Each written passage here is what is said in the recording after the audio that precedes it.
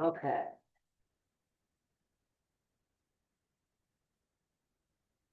Good afternoon. Welcome to the Authors Hour. My name is Fred Zerm, and I represent the Friends of the Chautauqua Writers Center. We are a volunteer organization whose mission is to promote writing and writers on the institution grounds, and we hope beyond, by both supporting and supplementing the activities of the institution's Writers Center. Every week, we sponsor several events. On Sundays at 5 o'clock, usually in the prose room, sometimes in the ballroom, depends upon how many people show up.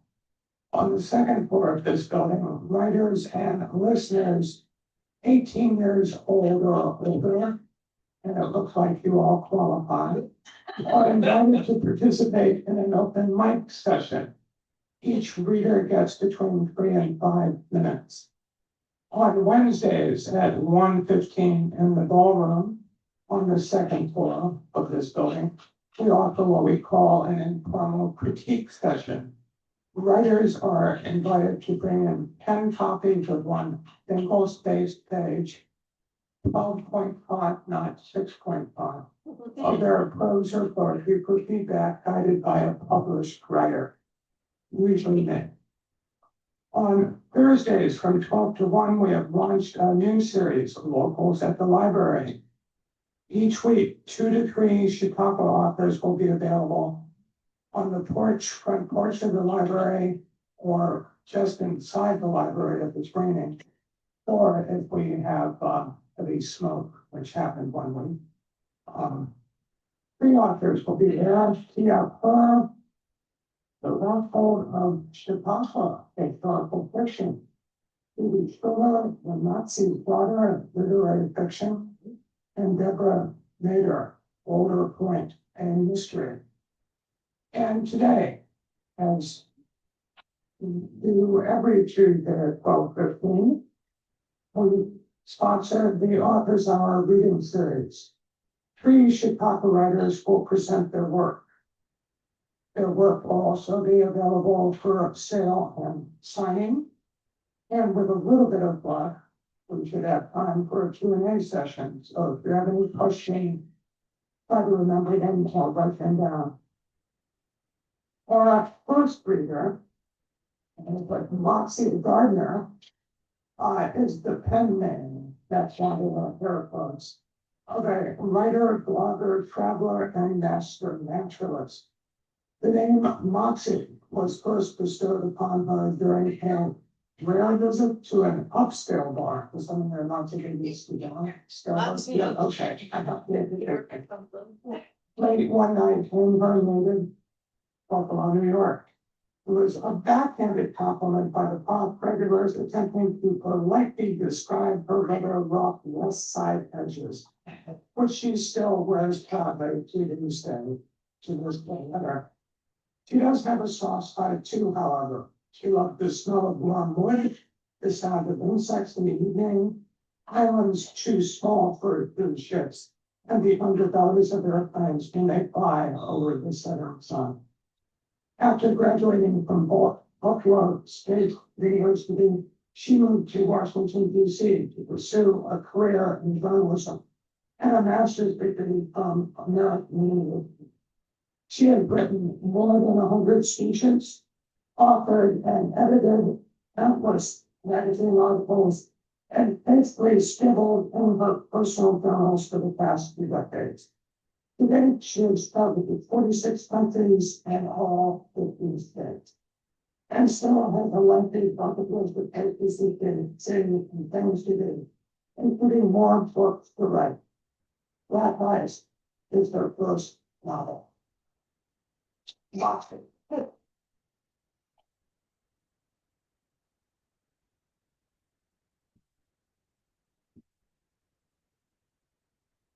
We're up now. Yeah. Fine, great. It's okay. Good afternoon, everyone, and thank you, Fred, for inviting me back to the Authors Hour. Today, I'll read short excerpts from my new book, Black Ice, the second book in what I'm calling the Buffalo Trilogy. In Black Ice, a young woman from working class Buffalo moves to New York City in the 1970s, expecting a glamorous new start in life. Instead, she quickly finds herself facing harsh realities and personal peril. I'll read first from the opening scene of the book, when Cozy McCarthy, the protagonist, leaves Buffalo in September 1971.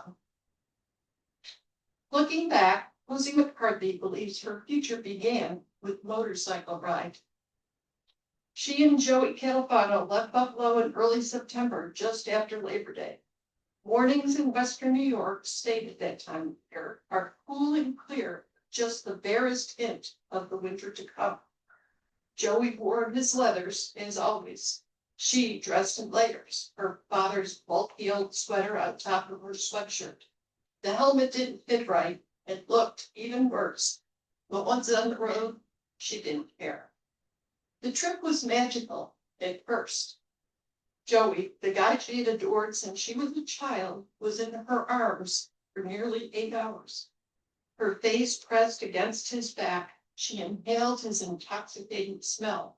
She felt his muscles taut under the jacket and squeezed his hips between her thighs. Those sensations, with the seat vibrating below, made her hum in anticipation of what might happen when they reached New York City. Daydreaming during the long hours on the road, all she heard was the roaring exhaust of the Harley's motor and watched as the rural landscape raced by. It was both exhilarating leaving Buffalo, and she felt free, escaping the situation, both dark and tragic, and heading to the bright lights and endless possibilities of the Big Apple. Maybe, just maybe, she and Joey could make a new life there together. She imagined what life might be like living with him. She knew they both had their demons. Only 2 days before they left, while she was contemplating a jump off the towering bridge connecting Buffalo to Canada, Joey intercepted her. As they talked, he finally confessed his part in a friendly fire incident in Vietnam that haunted him still. He had returned from the war a heroin addict, but insisted that problem was under control. Watching the dark Niagara River surging below them, they made a sacred pact. They'd always be there for each other, no matter what. What Joey needed, Cozy believed, was a good woman in his life. Sure, she was only 16, but she had been through a lot and was up to task. They could rent a place together in New York City, and she would cook all the familiar dishes they both loved, having grown up with Sicilian mothers. She would keep the place clean, help him find work, make love to him every night with a passion born of years of unrequited longing.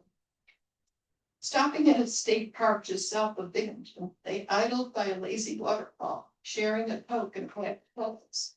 Cozy looked up at the sky. I couldn't imagine a more perfect day, she said, leaning back on her elbows. You should get a newspaper as soon as we get there, look at the foreign ads, and also read about these youth hospitals. He cut her off before she could finish the sentence. Enough. It won't work, and you know it. Her face fell. Why not? His words were blunt, but his eyes were soft and sympathetic. You're just a kid, Cozy.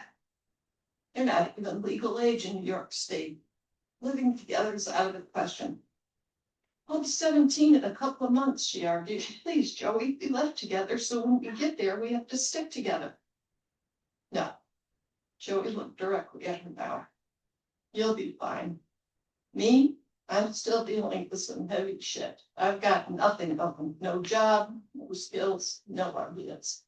All I'll do is bring you down. He stared at the waterfall as the passing cloud dimmed the afternoon light dancing across its tumbling waters. I'm taking you to your sister's. No, she shook her head. No way, anywhere but there. Joe gathered the things and walked back to the bakery. I promised I'd take you to the city, nothing more. At least with your sister, I'll know you're safe. She folded her arms and stared defiant. If that's the case, I'm not going. Suit yourself. He swung his leg over the bike. Good luck hitching back. They rode the rest of the way without stopping. Cozy sat stiffly, unsure whether she was hurt, angry, or both. But when they hit the big city traffic, she tightened her grip on Joey and shut her eyes, frightened by the noise and chaos of metropolitan rush hour. Yellow cabs swung in and out of traffic, pedestrians crossed against the lights, and bicycle couriers wove through it all at breakneck speeds. A few harried miles later, Joey backed his motorcycle between two parked cars on East 58th Street in Manhattan and cut the engine. Cozy clung to him longer than she needed to, with the roar of the motor and the rush of the wind no longer in her ears. She was sure she heard his heartbeat, racing like hers. In this next scene, Cozy is reluctantly staying with her sister Angie in her overcrowded hotel room, along with a group of fashion model hopefuls. Angie's trying to lure Cozy into the modeling business. There was no clock visible in her sister's cluttered room, but Cozy guessed it was about 2 a.m. The neon lights from the storefronts below intermittently illuminated the small space, and Cozy could see the sleeping forms of the other girls, in addition to Angie, who lay snoring at her elbow in the double bed. 2 girls were curled on the couch. 2 others slept in the other double bed. The last one, the most recent resident, lay on the floor under a heap of blankets. All of them, including her sister, were signed on at the same modeling agency, hoping to catch their big break. Cozy felt like the ugly duckling in this crowd. She had been in New York City for nearly 2 weeks and could tell her sister's patience had worn as thin as Cozy's wallet. The knapsack lay just inside the door, signaled to her sister that her job state was separating. She was busy working several angles, applying jobs at coffee shops and buying times to see if she would be admitted to NYU, hoping they would accept her New York State Regent scholarship as payment for her tuition. The neon lights outside kept flashing, and suddenly Cozy felt her stomach churn. She stepped carefully over the girl on the floor next to the bed, then ran the last few steps to the small bathroom, barely making it to the toilet before vomiting repeatedly. "Damn it, Cozy," said Angie, when Cozy finally crept back into the bed.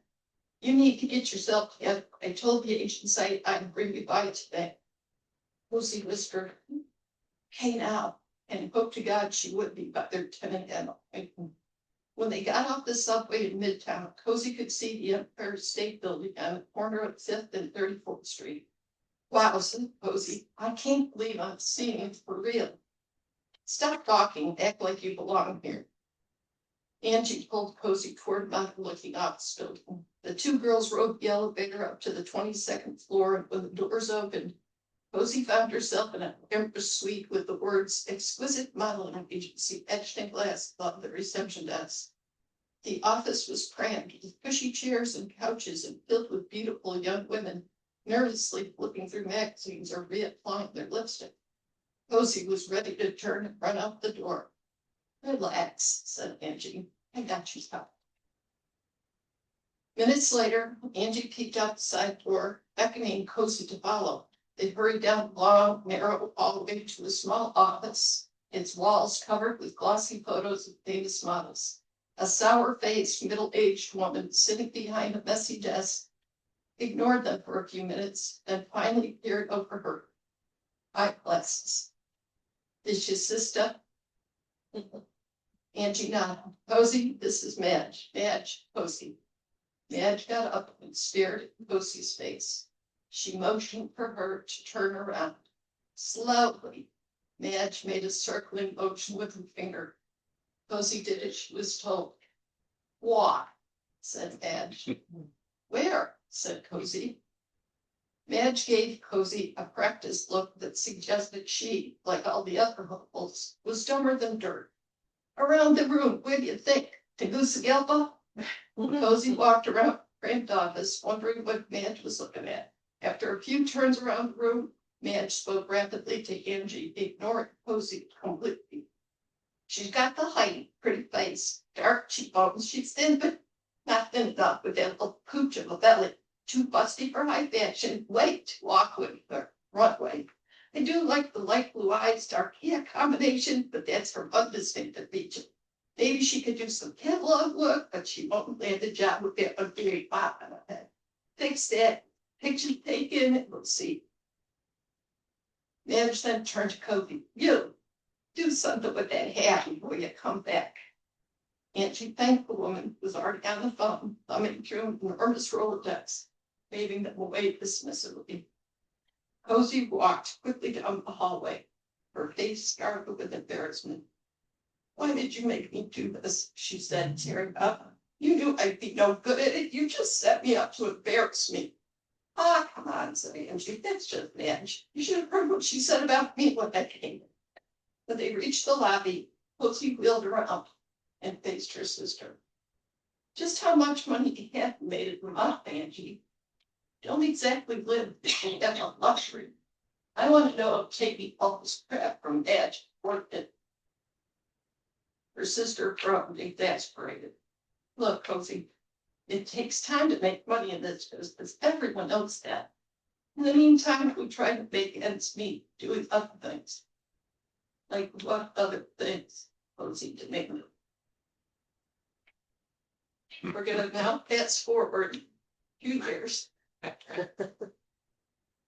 Cozy is now a single mother, desperate to make enough money to hang on to her Bronx apartment and toddler son as New York City approaches bankruptcy. There are few safety nets for young women in her situation, and she winds up making some poor choices. Cozy thought back to the first time she met Meredith, after Angie orchestrated an introductory phone call with someone she referred to as a former employer. The woman suggested Cozy should come over to meet in person. In Meredith's apartment on St. Mark's Place, Cozy found herself face to face with someone who looked like any one of thousands of New York City businesswomen who walked briskly down the streets of Manhattan, well-dressed, middle-aged, and serious. Your sister tells me you want to be a nun, said Meredith, peering over her glasses. Why would you want to work for me? I need the money, said Cozy, not sure she understood the question. I can do anything you need. Cook, clean, anything. Meredith asked. Take off your clothes and let me see your body. No, I mean, I'll do anything, but, that. Cozy felt like an idiot. Obviously, Meredith had something to do with the escort business Angie refused to discuss. Meredith cocked her head to the side. Doing that is how you make real money. Cozy turned and was about to head out the door when the woman said, hold on. Business is booming right now. I do need someone to answer the phones and schedule the girls. Someone organized and discreet who isn't going to talk about our business, even with friends and family. If I offered you $100 a day, 6 days a week, would your Catholic sensibilities still be offended working for me? Cozy's heart didn't flip. She quickly agreed to take the job, thinking only of the money and the better life she and her son would have as a result. It seemed like an opportunity she couldn't afford to pass up. When Cozy asked why she had to work alongside the girls, Meredith explained she needed to get to know them personally. Otherwise, said Meredith, how will you know which girl would be right for the needs of a particular client? Besides, I need someone I can trust to keep track of the money they collect. I'm giving you a chance, but only because I've worked with your sister before. I trust Angie. Cozy blanched at the mention of her sister. She thickened, wondering how deeply Angie had gotten into the city's underbelly of sex and corruption. But as Meredith had said up front, this was not a business she discussed with family and friends. Cozy now understood why Angie had shut down their early on conversation about how to make real money in this town. Now, much to her disgust, here she was, following in her sister's footsteps.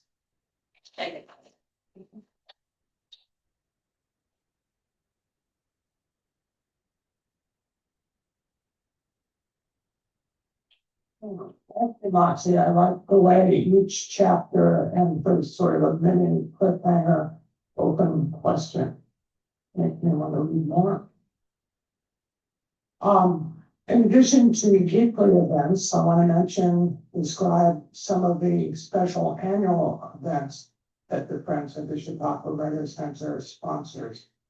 We are at a point of the season, though, where many of these events I will talk about in the past tense, but also point to the future. Back on July 12th, we had our annual Authors Among Us book fair, and I believe we had 20 authors participating on Vesta Plaza. Sometime mid-July next season, we will also have a book fair, so please look out for that. And if you are an author with a book, think about applying for that at our webpage, www.chq.org/FCWC. I will mention that webpage once or twice more. The annual writing contest closed on August 2nd. Winners have been chosen and they will be announced at a ceremony this coming Sunday, August 16th at 2:30 in the Hall of Philosophy. If you're not on the grounds, go to that webpage, you'll find a Zoom link. So if the Wi-Fi cooperates, we will be live streaming it as well and then posting it on YouTube. If you didn't participate this year, but are a writer, please think about participating next year. An event that you could still take part in is the Robert Pinsky Favorite Poem Project on August 20th at 3:30 in the Hall of Philosophy. That's a little later than usual this year due to some scheduling conflicts. At this gathering, selected Chautauquans read their favorite poem. It's not by them or their family members, but their favorite poem and briefly explain why it means so much to them.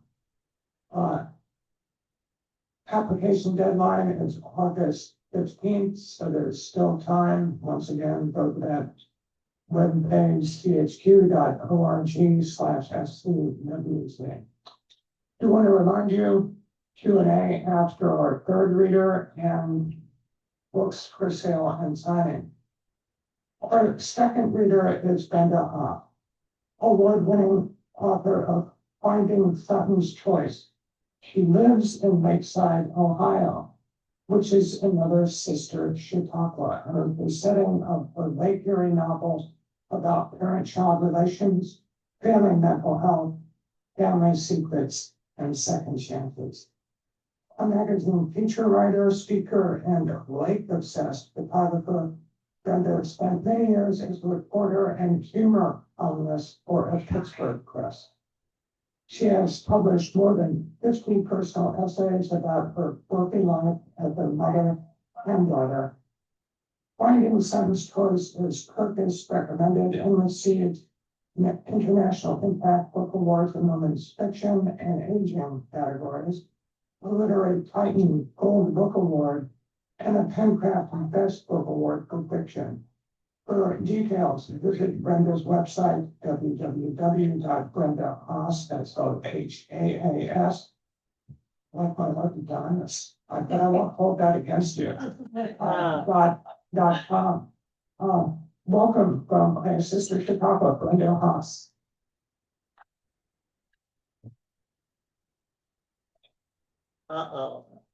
Yes, once upon a time, there was a very short author that had to lower the mic every single time. I just first want to thank Fred and the Writing Center. And I kind of feel like a distant but very welcome cousin here today. We came in yesterday. It's the first I've been to this Chautauqua. My goal is to get to all of the remaining Chautauquas. But I have to say, if somebody had told me that I was going to be standing on the grounds of the matriarch of all Chautauquas, I wouldn't have believed that could possibly be true. So my book, a novel, came out in May 2025.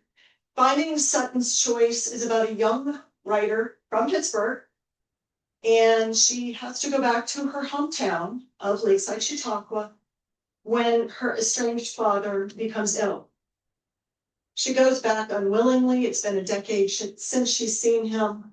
She's surprised by a sibling she didn't know she had.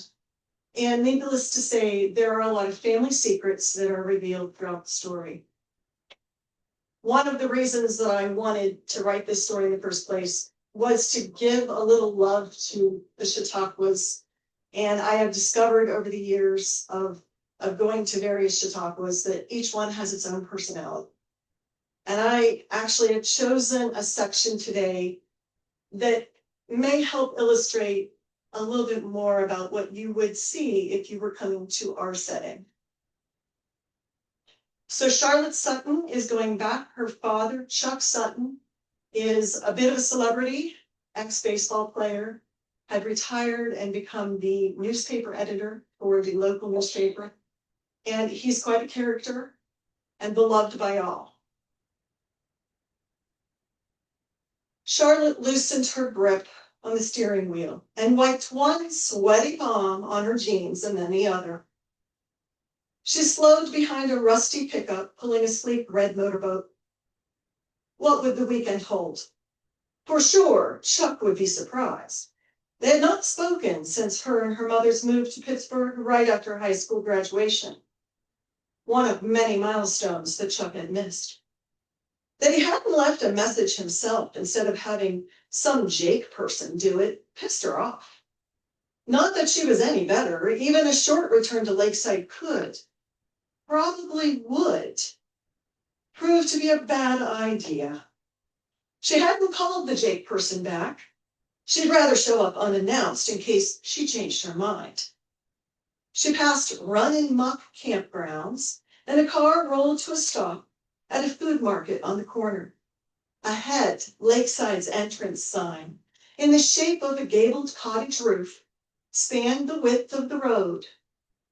Metal fences, like braces on invisible teeth, branched out from either side, providing a clear barrier to the 1 square mile resort community. 2 unmanned ticket booths bided time until another busy summer season brought the gates down. Charlotte had ventured beyond Lakeside's borders after graduation, searching for something less binding, something bigger, better. And here she was, back again. I must be out of my damned mind. Charlotte inched her foot off the brake and allowed the vehicle to slowly creep through the booths and onto Lakeside property. Named for a number, east and west, or a tree, north and south, the narrow streets featured a dense jumble of cottages on both sides. Most sported their own personal nickname, Making Waves, Branch Office, the Old Salt, Lily's Pad, which Charlotte should have found annoying, not nostalgic.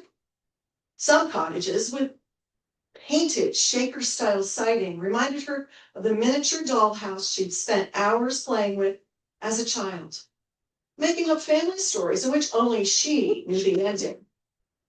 Lakeside provided a step back in time, like being dropped onto an old-timey movie set instead of landing in a genuine 1800s Victorian village, sassed up and given hot running water to satisfy the modern-day visitor.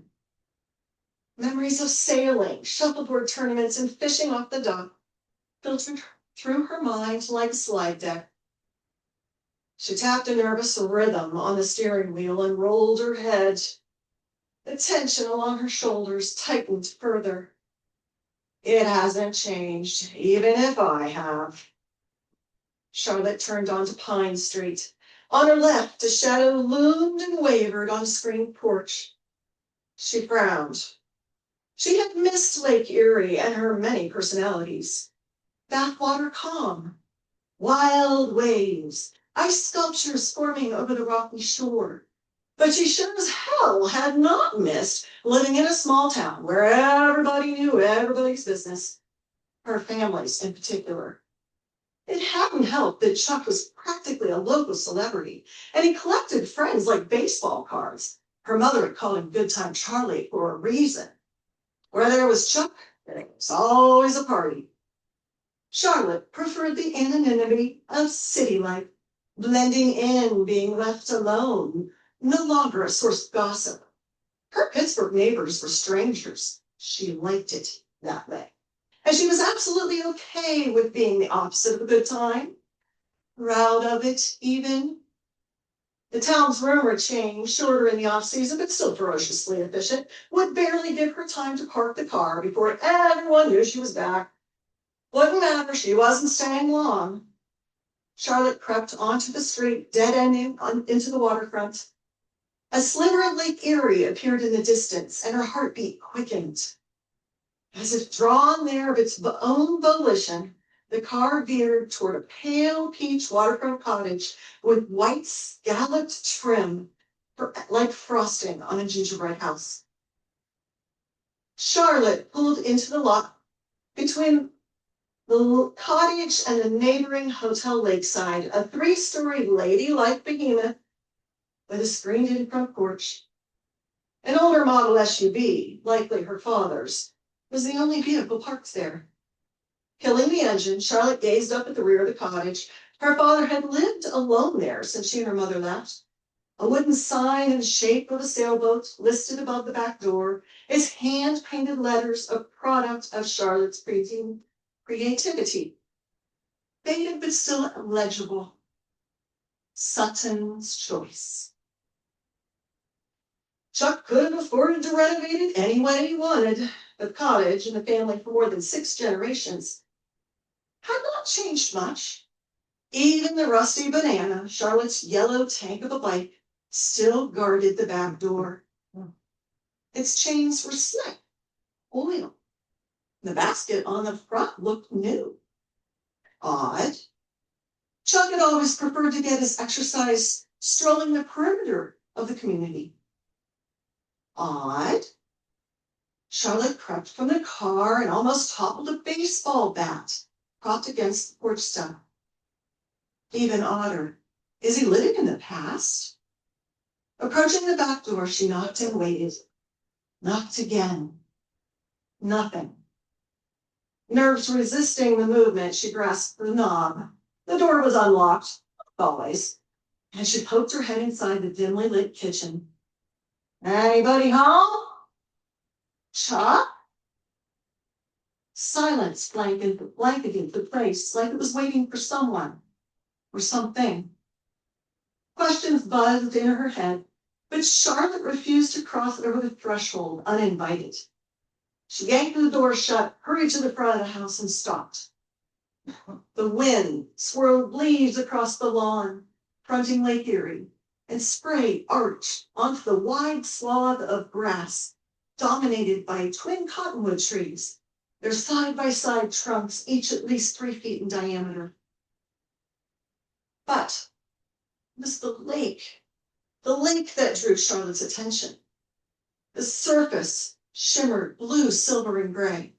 Whitecaps crested in the distance, sweeping in continuous waves toward the rock retaining wall along the water's edge. Whoa! Chuck would say the old girl's angry today. And exactly what Charlotte needed. Despite its turbulent temperament, the large body of water provided a balm, a calming presence to be counted on. They understood each other. The lake and Charlotte Sutton. I missed you, my friend. Charlotte took a deep breath, cleansing breath. It would be okay. It had to be. Her gaze followed the footpath, snaking along the shoreline, and to the right of Sutton's Choice sprawled the hotel, and a 2-story pavilion with a long deck, long dock jutting out into the water. Regardless of what happened, how quickly she got back in her car and escaped once again, she would have to take a walk to the end of that dock. She must. It was a time-honored lakeside tradition, an itch that must be scratched. But first, she must locate her father. So Charlotte Sutton quickly discovers that she has a sibling she didn't know existed. She is welcomed, if that's the proper term, probably not, by a number of people from her past. And what I would say about this story, something that I like to tell people, is that our past is only as accurate as our memories of those moments in time, our perceptions of our memories of those moments in time. This book does ultimately give a little bit of awareness to Alzheimer's. Chuck is thought to have Alzheimer's, early onset.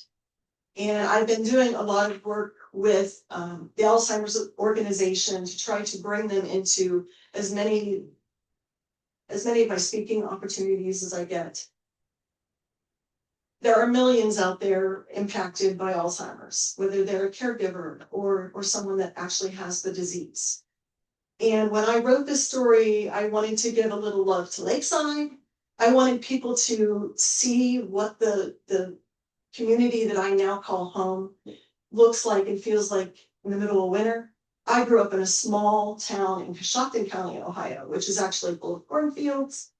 But Lakeside, like any other small town,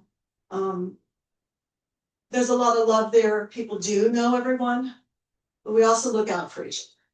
And I wanted Alzheimer's in my book to have actually the opportunity to bring a fractured family closer together. Are there any questions for me or for, with regard to the book or even Lakeside, since we have just a couple minutes? If not, thank you. I'll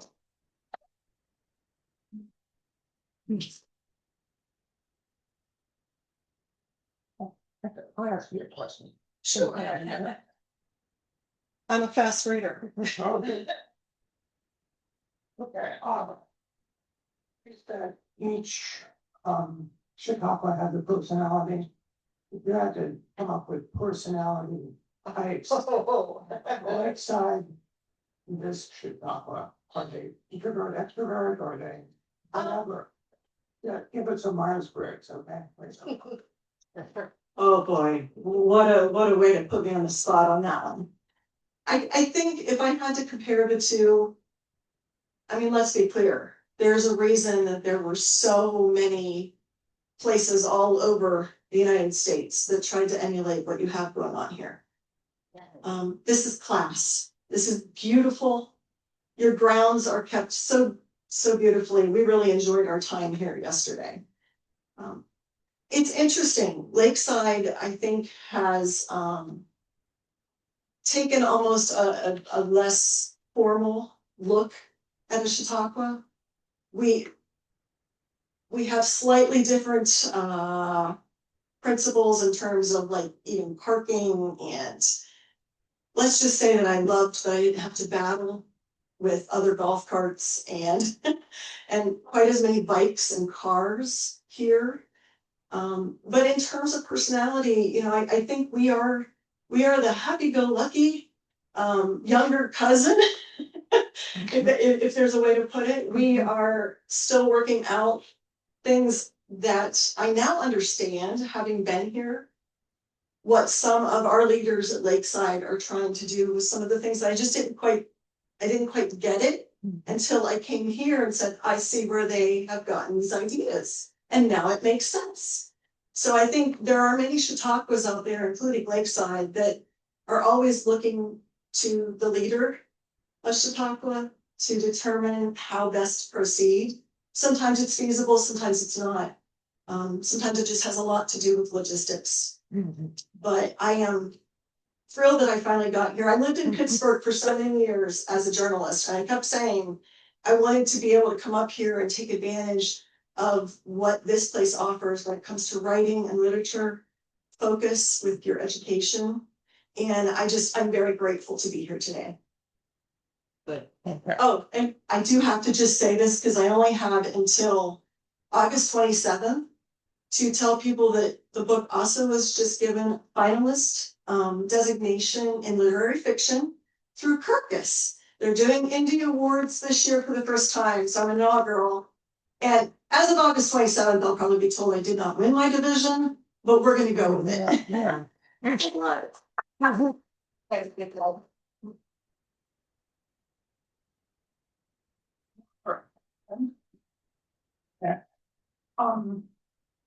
It's also interesting to me that our first two novels, with one protagonist leaving home and the other protagonist returning home. A few literary events this week, and then we'll get to our third reader. Tomorrow at 12:15 here on the porch, we have what is called the Summer on the Steps series. This will be a reading featuring the award-winning poet, Oliver de la Paz. Wednesday on the Best of Plaza from 12 to 1, they have not quite a discussion, but activities related to the Young Readers book, two of them. X Fangs, We Are Definitely Human, and Jasmine Warga's A Rover's Story. On Friday at 12:15 on this porch, the community reading will feature spotlight readers from the Prose and Poetry Writers Center workshops of the week, plus the unveiling of the community poem. If you haven't heard about that, it's a poem that takes contributions from any Chicagoans who take the initiative and tries to stitch together those contributions into an overall poem. You can go to poetry.chq.org to find out more about the prompt of the week. I'll give you a general idea. The prompt is to write about a time you went someplace new and connected with someone there. Include the phrase, "You're just like me," somewhere in your contribution. And a final literary event reminder, remember this year, the CLSC authors are no longer speaking on Thursdays at 8:30, I think it used to be. It's now Friday at 2. And Rebecca Nagel will be talking about her book, By the Fire We Carry, The Generations of Long Fight for Justice on Native Lands. Our final reader today, Estelle Rauch, a retired psychotherapist and part-time university instructor, wrote nonfiction for her profession, published in textbook and journal articles, and for her many lectures and workshops. She has shifted to writing fiction and hosting classes on the novel and short story in her retirement in Naples, Florida. Love and Evil, a collection of short stories, is her fourth published work of fiction. It and her 3 novels, Masters of Betrayal, Sally's Dreams, and Trapped, are all available on Amazon, and Estelle is available now. Come on up. Thank you. Thank you for coming. Fred mentioned my shift in writing short story. Yeah. I taught the novel and short story for 8 years in Naples, Florida at Rutgers University. But I was never inclined, after having spent most of my professional career writing nonfiction that was published in both textbooks and journal articles at the International Journal of Group Psychotherapy. That was my specialty, group therapy. I never would have thought to write a short story. I love short stories, but my way of thinking required a lot of pages and a lot of characters. So why did I switch to, at least temporarily, because my next novel will take place on the grounds of Chautauqua and follow a murder. But I switched to short story writing, and I'm going to speak a little bit before I read a very short story. Because I was psychologically overwhelmed with what was going on here in the United States and to some extent in the world. And I realized that my emotional affect was really overtaking my capacity to develop a big, complex, and multi-charactered which is characteristic of novel writing, you know? To really, even if you do use characters that are similar, to those you might choose to write about, in a short story. There are so many more characters, typically. Certainly what you've heard from the writers today is that it is not uncommon for writers, even as novelists, to put a lot of their own psychological selves into the story. It's almost invariably true, but in novels, we have to create more than just our own psychology or psychopathology, if you will. So I did switch and created this book, Love and Evil. The other part of this, before I start reading a very short story, is that I have been struck by both aspects. In my love for dogs, there's a lot about dogs in this book because I have one, I've always had one, growing up I always had one.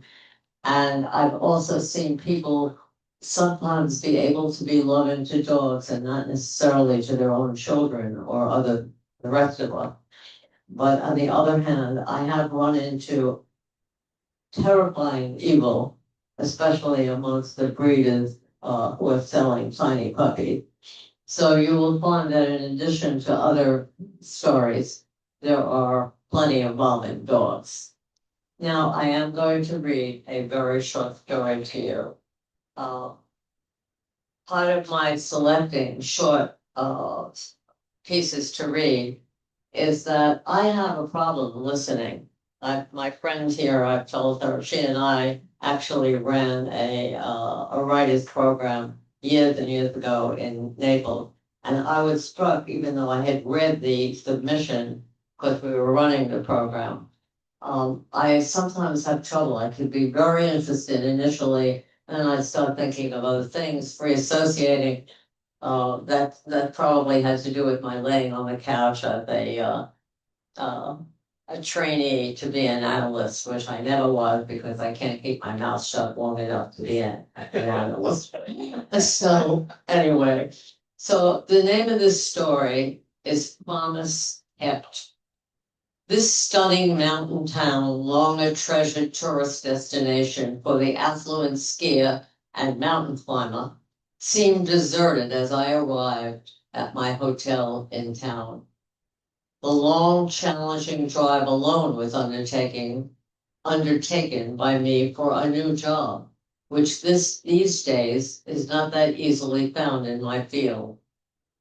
On Wednesday, April 1st, 2020, the quiet of early dawn had been shattered by the arrival of tanks. Sleeping citizens, including visitors like me, were awakened by powerful blasts witnessed from our windows, a troubling scene. Half-dressed workers were being dragged from their modest rented cottages by masked officers and placed into tanks. After their departure, community leaders were observed arriving and in muted conversation. Tourists like me were served breakfast, holding this and reading and moving pages, challenging.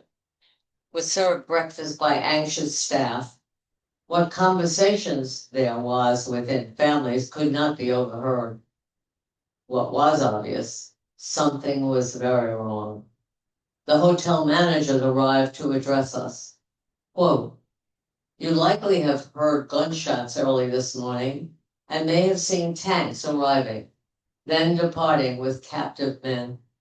Naturally, you are troubled, as we who love this town are as well. Our community manager will be addressing us at 11 a.m. in Town Hall.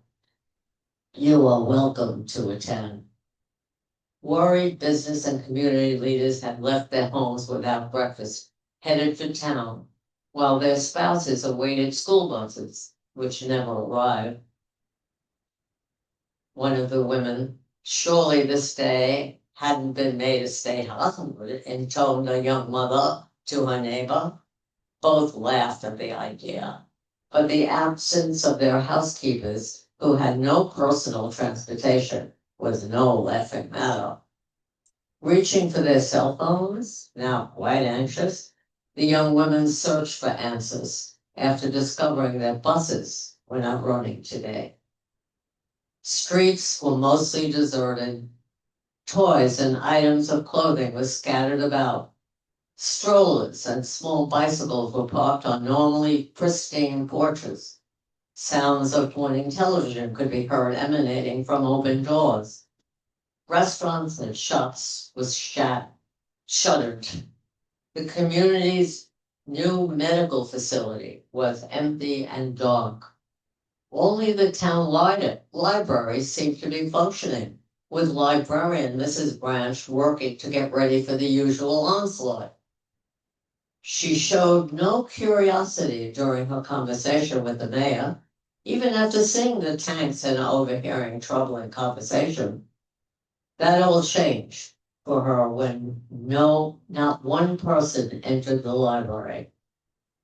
Why the gunshot? Where were the workmen, the housekeepers, the bus drivers, the landscapers, the LPN, the families of these prized workers? Dr. Bentley, Mayor Lang, Lawyer Phillips, Principal Leonard, and others deemed relevant to their effort were required to attend a meeting in the mayor's office. A representative from federal administration had an announcement. Dangerous, undocumented individuals and families had been forcibly removed for processing to be returned to their home countries. He continued, quote, American citizens may be temporarily inconvenienced by the absence of such people. We are confident that you will soon find citizens anxious to take jobs stolen from us by the undocumented. Remember, being here without papers means these people are criminals.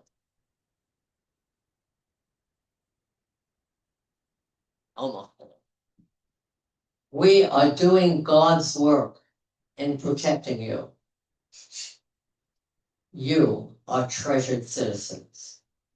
The men, all white, middle-aged or older, all native-born citizens, remained silent as the speaker left the premises. Every man had approved of the administration's initial effort to close the country's borders and to do sweeping, though unspecified, immigration reform.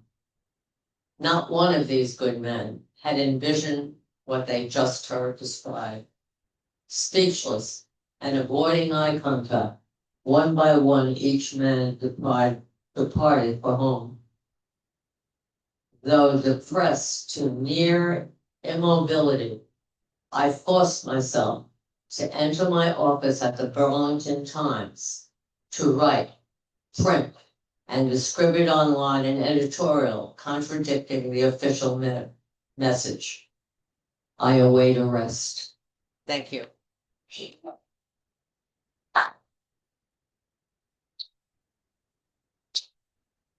We could, Our books are here for sale. now we do have a little time for Q&A. Any questions for any or all of our authors? I noticed you nodding when Estelle talked about the author bringing some of the psychology or her psychology to a book. I'm not asking for a deep down confession, but you were nodding for a reason. Do you identify with any particular characters in your books? Any of you, that would apply to your short story as well. And please come up here to answer so people can hear you. Estelle will go first. Okay. Hopefully we're still on camera here. I'll go first because I'm the littlest. Shrimp stoker. Actually, I have a compatriot here. I'm very jealous of our first grader because she actually is a normal height.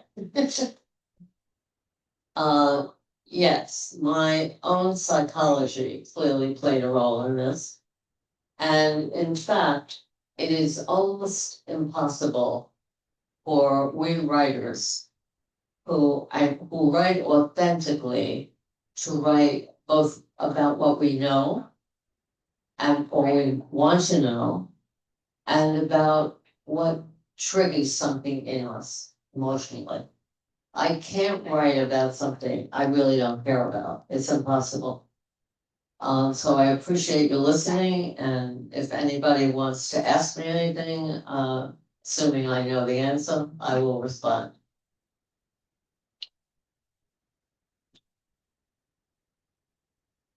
Well, people often ask me if my books are autobiographical. They are not. However, I do deeply draw on my own personal experiences, and particularly the things that have troubled me in life. And so when I'm writing about the 70s and 80s, I remember the challenges young women of my generation had as we tried to navigate things like balancing work and family life and children, having a career, getting an education, trying to do all those things at once when there were very few support systems in place. In the early 70s, there weren't even Christ. So, but I write books of historical fiction, drawing upon my own experiences, and it's actually very cathartic for me. I don't know if it's the same for others, but as I go through in my head what these characters are going through, I feel a kind of release, if you will, of figuring out why things were the way they were and why we turned out the way that we did. Oh, there's so much to unpack. My story was actually drafted initially during National Novel Writing Month, which is November. It was something that was done for years and years and years. And I decided if I was going to finally take a shot at fiction, that I needed to do it during that project because I don't like to fail at anything. So I produced 50,000 words in a single month of a new project. They say the easiest thing you can do is write what you know. And I definitely have a lot of me in my story. I was from a single parent situation from a very early age. And, I held on to a lot of anger that I have to say it was really nice to be able to just get it all out. The final product is nothing like my real life, but being able to take some of my early childhood experiences and talk it out in my head and put it down on paper was huge. And I still feel that my most honest writing is when I pull from those personal experiences. I will say this, my main character, Charlotte Sutton, is almost 6 foot tall. So I'm pretty sure that tells you so much about my feelings on being short.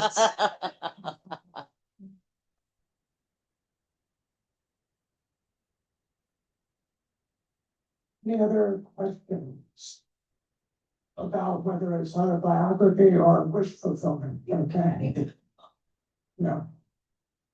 I'll indulge in a short name dropping anecdote. Okay.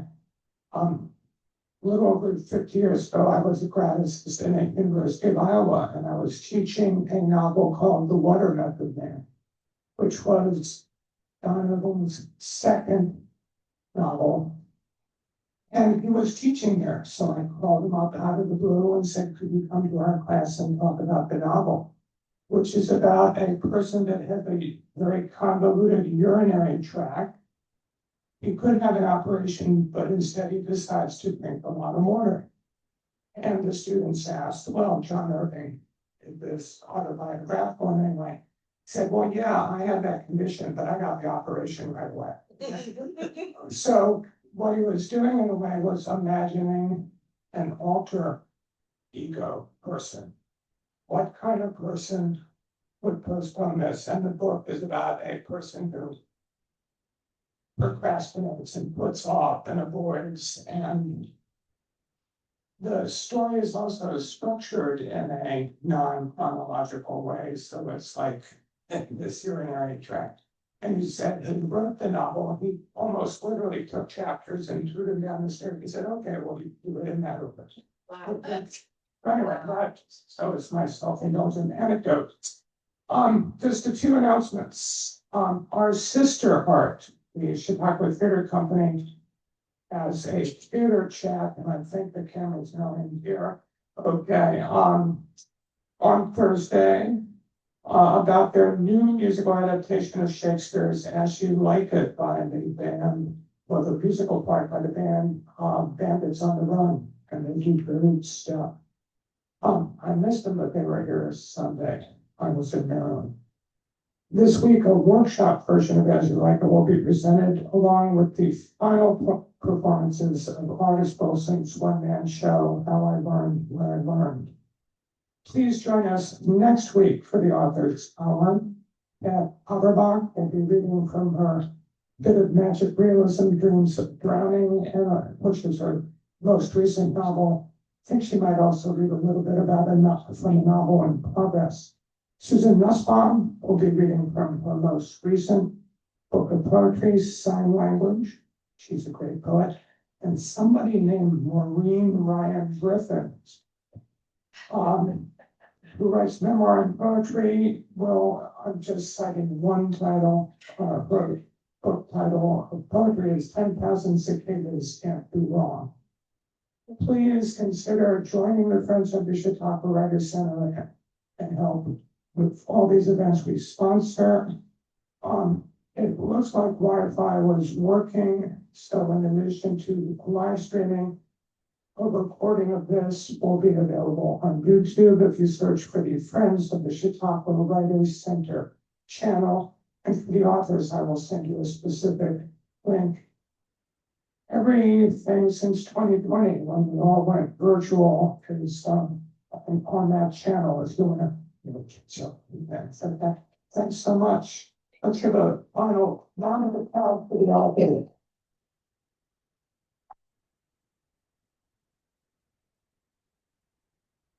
Yes. Wow. And- Nope.